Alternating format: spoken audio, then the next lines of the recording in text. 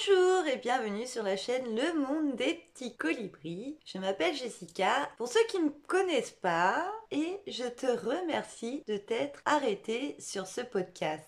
Aujourd'hui, je vais vous parler d'un sujet profond, universel et pourtant intime, l'empathie. Imaginez une rivière. Parfois paisible, elle nous relie au monde, mais si son courant est trop fort, elle peut nous emporter. L'empathie, c'est cette rivière émotionnelle. Elle nous connecte aux autres, mais elle peut aussi nous submerger si nous ne savons pas naviguer dessus. Alors, dans cet épisode, nous allons explorer 3 étapes essentiel pour comprendre et maîtriser cette capacité. D'abord l'empathie elle-même, ensuite l'attention, cette clé qui guide nos ressentis, et enfin la juste distance qui permet de préserver notre équilibre émotionnel. Commençons tout de suite avec la première partie, l'essence même de l'empathie. Et commençons par le premier point, l'exploration de l'essence de l'empathie. L'empathie, c'est cette capacité à ressentir les émotions des autres, à se mettre à leur place, presque comme si leur expérience devenait nôtre. C'est un véritable pont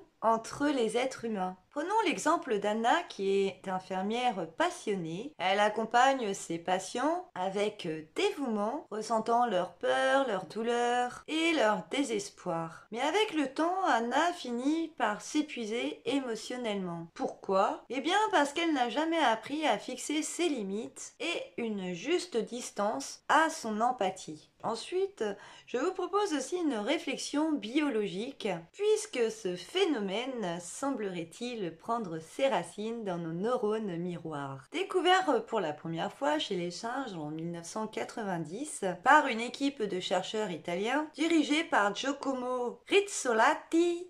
Les neurones miroirs sont un type de neurones qui s'activent aussi bien lorsque nous exécutons une action que lorsque nous observons quelqu'un d'autre exécuter la même action. Et voici comment cela fonctionne. Par l'imitation et l'apprentissage. Les neurones miroirs jouent un rôle clé dans notre capacité à imiter et à apprendre en observant les autres. Par exemple, lorsque un enfant observe un adulte utiliser une cuillère, ces neurones miroirs s'activent, ce qui facilite l'apprentissage de cette action. Ensuite, ces neurones miroirs fonctionnent également dans l'empathie et la compréhension sociale. Les neurones miroirs sont également impliqués dans notre capacité à comprendre et à ressentir les émotions des autres. Par exemple, voir quelqu'un sourire active les mêmes zones de notre cerveau que lorsque nous sourions nous-mêmes, ce qui contribue à notre empathie. Et ça me fait penser qu'on sous-estime souvent le pouvoir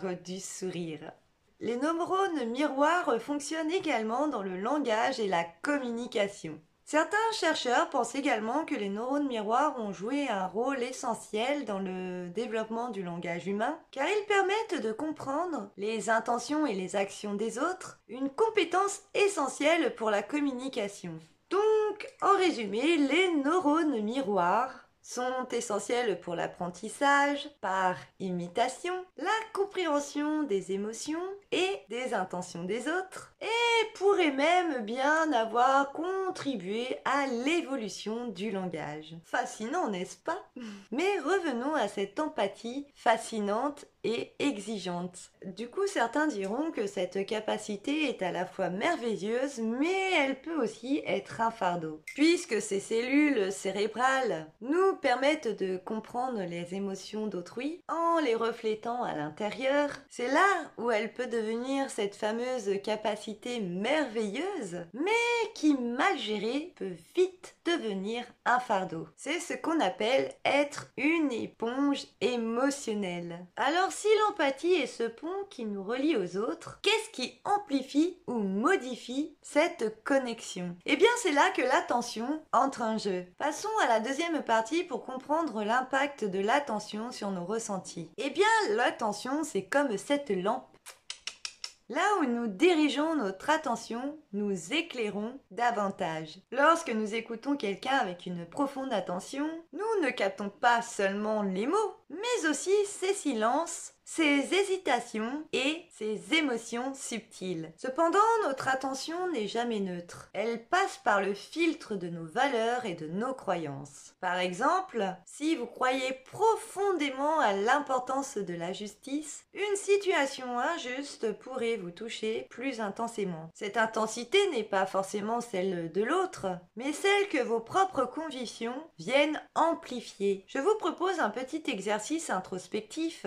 Alors, prenons un instant. Pensez à une situation récente où vous avez ressenti profondément l'émotion de quelqu'un d'autre. Demandez-vous, qu'est-ce que cela a éveillé en moi? Est-ce en lien avec mes croyances ou ma propre histoire? Nous voyons bien que l'attention joue un rôle clé dans l'intensité de notre empathie, mais cette amplification peut aussi nous submerger si nous ne savons pas poser des limites. Mais vous allez me dire alors, comment trouver un équilibre dans tout ça? Eh bien, c'est ce que nous allons voir avec cette troisième partie, établir la juste distance pour préserver notre harmonie. Imaginez que vous tenez une bougie. Si vous vous en approchez trop, forcément vous allez vous brûler. Et si jamais vous vous éloignez un peu trop, vous allez aussi ne pas pouvoir profiter de sa lumière. Eh bien, cette métaphore illustre parfaitement cette juste distance. Être proche, mais pas envahi. Et bien maintenant, je vais vous donner quelques clés pour une stratégie efficace pour établir cette distance. Tout d'abord, fixez vos limites émotionnelles. Je sais que cela peut être difficile, surtout si vous êtes naturellement empathe, mais rappelez-vous que dire non ou protéger votre énergie n'est pas égoïste. Bien au contraire. Par exemple, vous pouvez choisir de ne pas répondre immédiatement à un appel si vous sentez que vous n'êtes pas en état d'écouter pleinement la personne. Deuxième point, pratiquez l'écoute active. L'écoute active consiste à être présent sans absorber l'émotion de l'autre. Et vous avez une question à vous poser régulièrement pour justement être dans ce fameux équilibre, c'est: suis-je en train d'accompagner cette personne ou de porter son émotion à sa place? Et d'ailleurs, je me dis que cette petite partie pourrait très bien être complétée avec une autre vidéo que j'ai déjà faite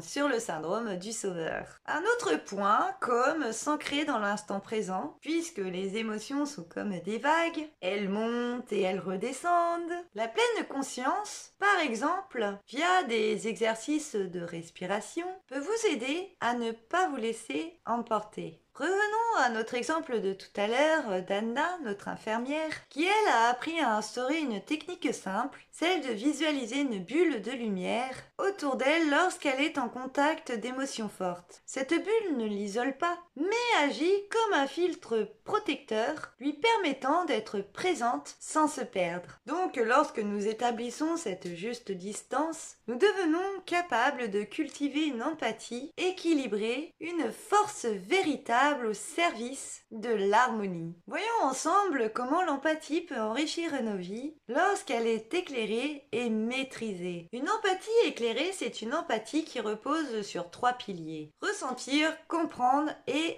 équilibrer. Cela signifie accueillir l'émotion de l'autre, mais sans la confondre avec la nôtre. Prenons par exemple Marc, un enseignant passionné qui a appris à transformer son empathie grâce à la communication non violente, en se disant souvent qu'il n'est pas une éponge, mais qu'il est un miroir. Eh bien, c'est exactement ça. Refléter sans absorber. Et vous, comment pourriez-vous devenir ce miroir bienveillant, capable de refléter les émotions des autres tout en restant centré sur votre propre équilibre? Et j'en arrive déjà à la conclusion. Donc si nous récapitulons ce que nous avons exploré dans cet épisode, l'empathie comme capacité fascinante, le rôle amplificateur de l'attention, et enfin l'importance de la juste distance pour harmoniser ses forces en nous, eh bien l'empathie, l'attention et la juste distance forment un trio